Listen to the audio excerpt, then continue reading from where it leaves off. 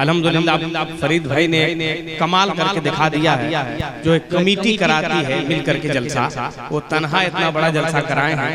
आप बस बैठ करके सुन ले, ये बहुत बड़ी बात है माशाअल्लाह। शायर हिंदुस्तान हजरत शमशाद हैदर और हमारे देखिए मुबारकपुर से आए हुए एक और मेहमान शायर हैं, वो दोनों से आपको सुनना है। इसके बाद एहसान भाई फिर इंशाअल्लाह आएंगे। मैं बिला ताखीर शमशाद हैदर साहब को आवाज दिलाऊं, जरा उठा ले हाथों को मोहब्बत से और बुलंद आवाज से नारा लगा दे अपना महबूब नजर शायर शमशाद हैदर। नारे तकबीर, नारे रिसालत, मसलके आला हजरत शायर इस्लाम हजरत शमशाद हैदर। नारे तकबीर, नारे रिसालत। बुलबुल को फूल को खुशबू पसंद है, बुलबुल को फूल को खुशबू पसंद है।